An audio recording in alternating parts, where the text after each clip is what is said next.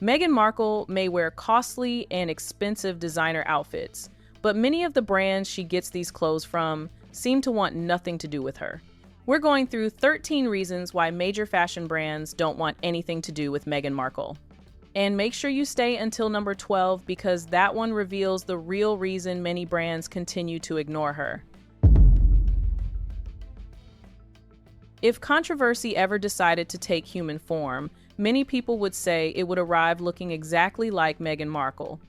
During an interview with fashion expert Georgina Ramazzotti, she explained why Meghan rarely wears clothing from major luxury houses such as Dior, Louis Vuitton, Chanel, and other prestigious fashion brands.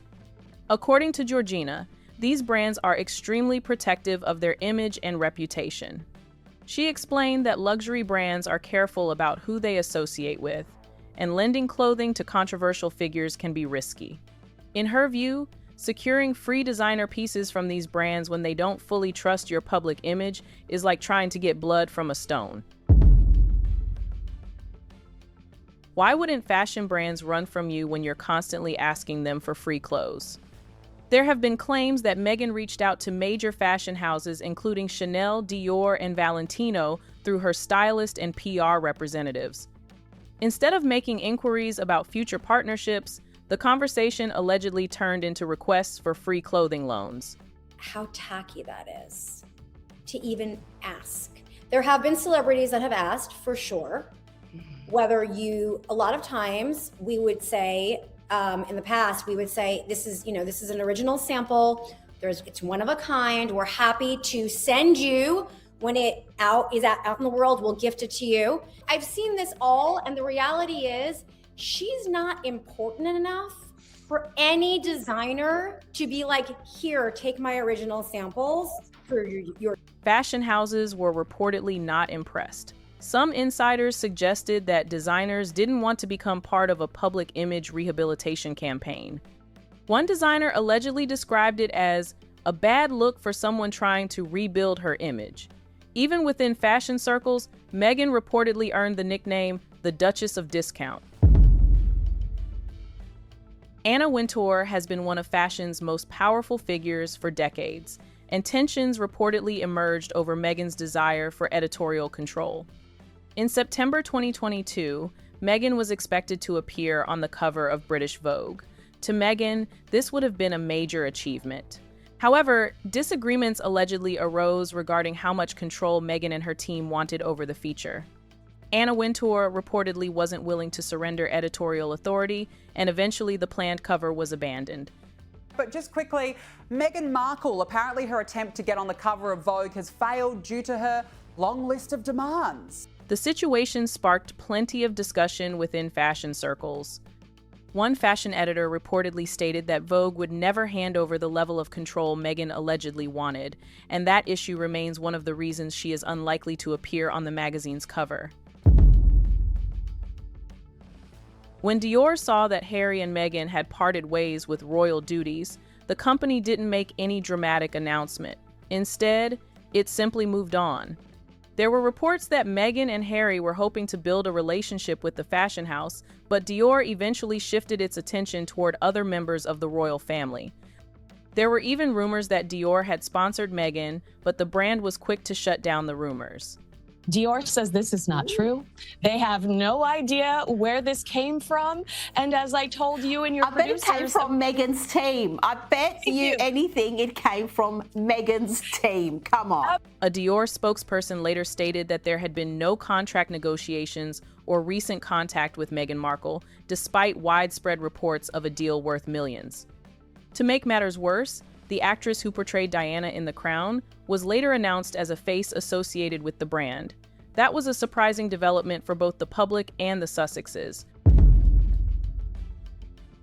No major fashion brand likes working with someone who appears desperate for attention.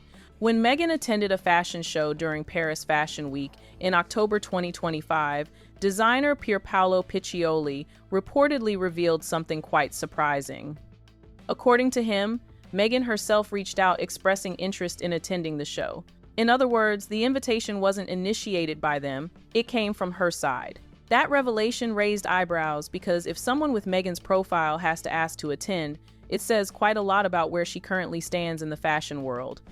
It's been revealed that Meghan Markle actually invited herself to this Paris Fashion Week show earlier this month. Now, the Balenciaga designer has claimed that she reached out and she said she would love to come to the show. I mean, Andrew, reading this, it does not surprise me. When it comes to brand associations, Meghan doesn't always seem careful. Her appearance at a Balenciaga event drew criticism because the brand had previously faced major controversy in 2022 over advertising campaigns involving children and highly inappropriate imagery. As a result, many people questioned why someone who frequently speaks about child welfare would associate herself with a brand that had faced such backlash. Some even nicknamed her the Duchess of Hypocrisy. Slamming Meghan for this, calling her the Duchess of Hypocrisy for attending Balenciaga's show, seeing as there was a lot of controversy around this brand and an ad that was seen as quite creepy that involved children. That's right. So the ads were very creepy. They were offensive, actually, more than creepy, I think. And they were children posing with teddy bears in bondage gear. And Balenciaga's brand was in the toilet almost overnight, really. Yeah. Ironically, Meghan's own lifestyle brand can't even sell clothing under its current name. When Meghan rebranded American Riviera Orchard as Ever, she reportedly ran into a trademark problem. U.S. trademark officials found that the name was too similar to an existing clothing brand called As Ever. As a result, clothing had to be removed from the trademark application. In simple terms, As Ever can sell things like food products, home goods, and lifestyle items, but it cannot legally market clothing under the As Ever name without risking a trademark dispute. More trouble for Meghan Markle launching her lifestyle brand. As Allison Hall reports, the new name she's chosen is already in use. There's major fallout over the new name Meghan Markle has picked for her lifestyle brand. And it's called As Ever. As Ever essentially means as it's always been. Of course, there will be fruit preserves. I think we're all clear at this point that jam is my jam. But there's a big problem. Turns out As Ever is already taken. For a woman who considers herself a fashion icon, it's an awkward setback. While luxury brands carefully protect their trademarks, Meghan's own brand ended up facing the very kind of legal obstacle that major fashion houses try to avoid. Magazine editors generally don't appreciate celebrities trying to dictate every aspect of a publication. There have been claims that Meghan attempted to exert significant editorial influence over a Harper's Bazaar feature. There were also claims that she asked to be announced as the Duchess of Sussex to a room full of just 2 people. I cannot believe it. So she's stunned fans revealing a new Harper's Bazaar interview after a surprising behind-the-scenes detail about her conduct sent the internet into overdrive. So that even if there were only 2 people in the room, that Meghan Markle needed to be formally announced, formally welcomed. I mean, that's extraordinary. Some observers felt the final article read more like a carefully managed promotional piece than a traditional profile. Within fashion circles, the piece was widely discussed, with many believing Meghan's influence could be seen throughout the entire article. Fashion brands love stability, influence, and positive publicity. The contrast between Catherine and Meghan has become difficult for brands to ignore. Ruby and diamond pendant and earrings, first noted in 2017, probably from some royal collection. You know what I'm saying? When she goes out there with that jewelry on, you know it's been passed through generation and generation and generation, honey. Got to keep that stuff under lock and key. But Catherine, I love to see her doing meaningful work. And when you juxtapose this to what's going on in California with Harry and Meghan, there's just such light and day, right? There's just such a stark contrast. While Meghan reportedly struggled to secure certain luxury partnerships, Catherine's appearances consistently generate enormous media value. Her outfits regularly sell out, attract positive headlines, and generate millions in publicity without controversy attached. For fashion houses, that's an easy decision.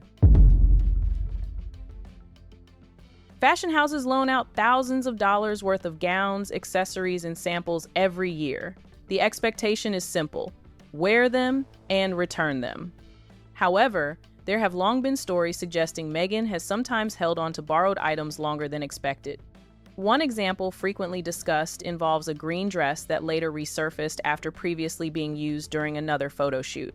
Whether true or not, these stories have contributed to an image that makes brands nervous.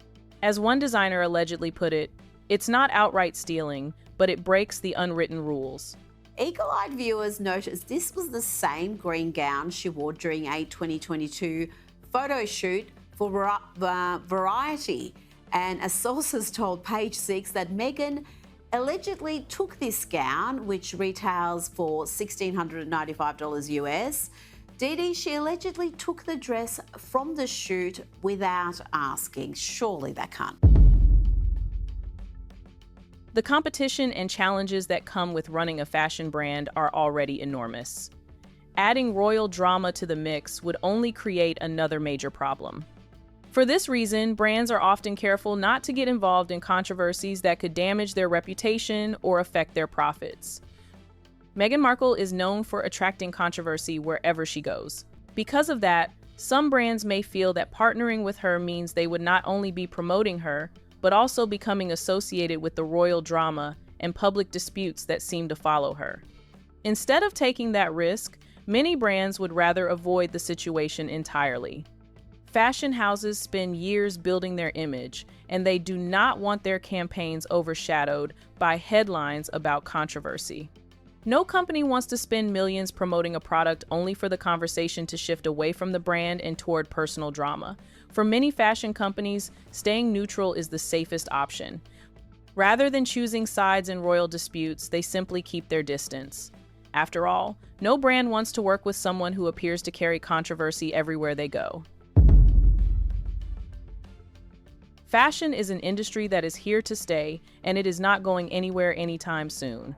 Because of that, brands want ambassadors and representatives who have a proven track record of maintaining long-term partnerships. They do not want someone who is constantly in and out of deals. At the moment, that is how Meghan is perceived.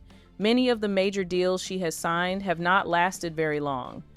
Her Spotify deal ended after just 1 season and 12 episodes. What about Meghan and Harry? I see that Spotify have dumped, and I can't imagine why, because it was just such riveting audio. Apparently it did rate well amongst some audiences, but... I can tell you exactly who it would have rated well amongst, but yeah. And her Netflix partnership has faced its own challenges. Because of this, some brands may see Meghan Markle as an unreliable choice for a long-term relationship. Her public image has changed so frequently over the years that companies have become cautious. From a brand's perspective, consistency is important, and they may worry that she could make it harder for them to maintain a stable and predictable public image. Fashion is a multi-billion-dollar industry built on relationships, trust, and reputation.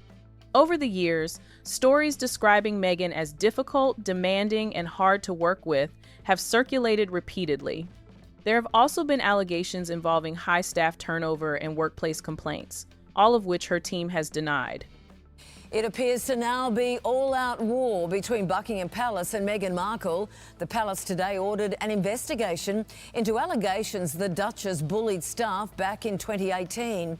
And that was before more explosive claims were revealed from her tell-all interview with Oprah Winfrey, targeting what she's calling the firm. Regardless of what is true and what isn't, luxury brands hate uncertainty.